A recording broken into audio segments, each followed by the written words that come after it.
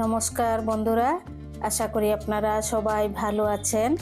আজ আমি বানাবো নিরামিষ ফুলকপির একটি দুর্দান্ত রেসিপি। তো এটি কিভাবে বানাই চলুন দেখে নেবেন। প্রথমে এখানে ভর্তি 1 চামচ গোটা ধনে নিয়েছি।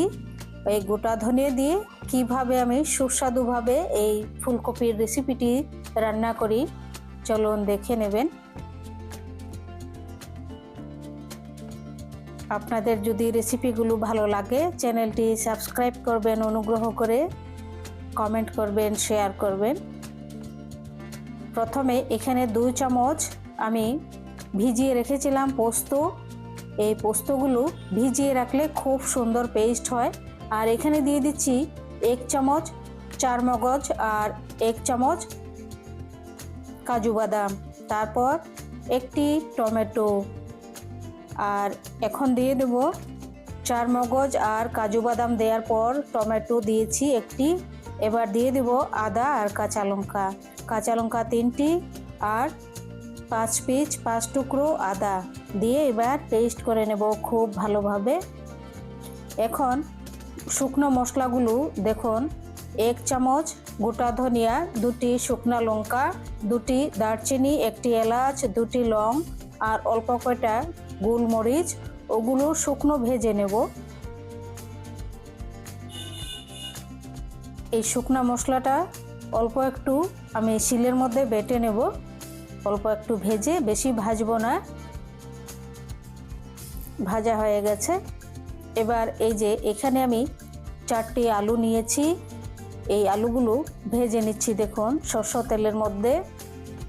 এবার দিয়ে দিচ্ছি আধা চামচ লবণ, আধা চামচ হলুদ দিয়ে ভালোভাবে আলুগুলি ভেজে তুলে নেব। 5-7 মিনিট ভেজে নেব ভালোভাবে। আলু ভাজা হয়ে গেছে, তুলে নিচ্ছি। এবার অল্প হালকা সেদ্ধ করে রাখা ফুলকপি ভেজে নিচ্ছি এই আলু ভাজা তেলের মধ্যেই। ফুলকপিও ভাজা হয়ে গেছে দেখুন, অল্প একটু লাল করে ভেজে তারপর তুলে নেব।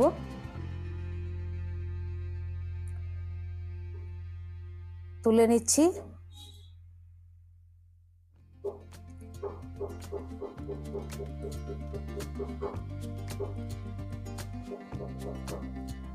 সবগুলো ফুলকপি ভাজা হয়ে গেছে। এখন এই তেলের মধ্যেই দিয়ে দেব কাজু, চারমগজ, তারপর পোস্ত, আদা, কাঁচা লঙ্কা, টমেটো পেস্ট। এখন দিয়ে দিচ্ছি 1 চামচ লবণ, আধা চামচ হলুদ, আধা চামচ কাশ্মীরি লাল লঙ্কা পাউডার দিয়ে 7 মিনিট খুব ভালোভাবে কষিয়ে নেব মশলাগুলো।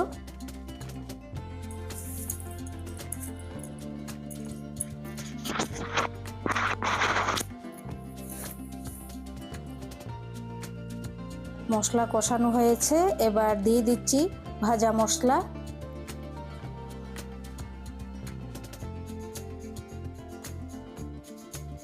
শুকনো যে ভেজে রেখেছিলাম এই মশলাটা শিলের মধ্যে অল্প একটু পাউডার করে দিয়ে দিলাম এখানে এই মশলার মধ্যে। এবার দিয়ে দিচ্ছি ফেটানো টক দই বড় 1 চামচ। টক দই দিয়ে আরও 2-3 মিনিট খুব ভালোভাবে কষিয়ে নেব।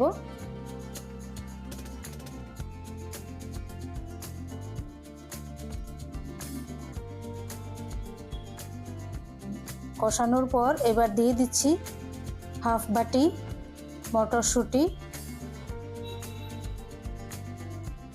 মটরশুঁটি দিয়ে আরও 3-4 মিনিট খুব ভালোভাবে কষিয়ে নিচ্ছি।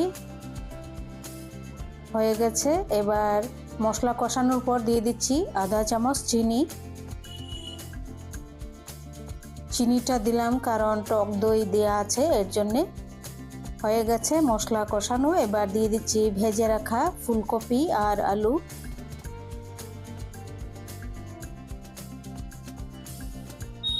এখন আরও 2-3 মিনিট এরকমভাবে আমি রান্না করে নিচ্ছি শুকনো। তারপর 2-3 মিনিট পর দিয়ে দিচ্ছি 1 কাপ গরম জল। এবার দিয়ে দিচ্ছি 1 চামচ ঘি। সম্পূর্ণ ফুলকপি রান্না তৈরি হয়ে গেছে। এবার গ্যাসটি অফ করে দেব।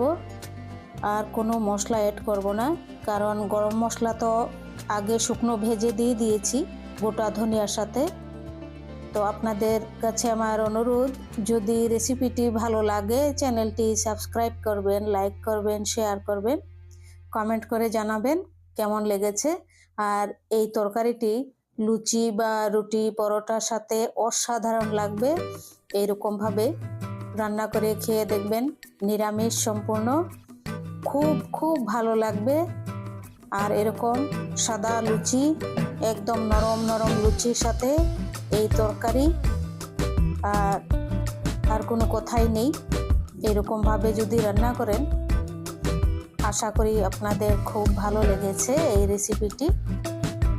সবাই পাশে থাকবেন আমার, অনুগ্রহ করে আমার চ্যানেলটি সাবস্ক্রাইব করবেন। আর জোরহাত করে বলছি, আমার ভিডিওটি স্কিপ না করে সম্পূর্ণ ভিডিওটি দেখবেন। আমি খুব সমস্যায় ভিডিওগুলো বানাই। সবার কাছে আমার অনুরোধ, সবাই ভালো থাকবেন, সুস্থ থাকবেন।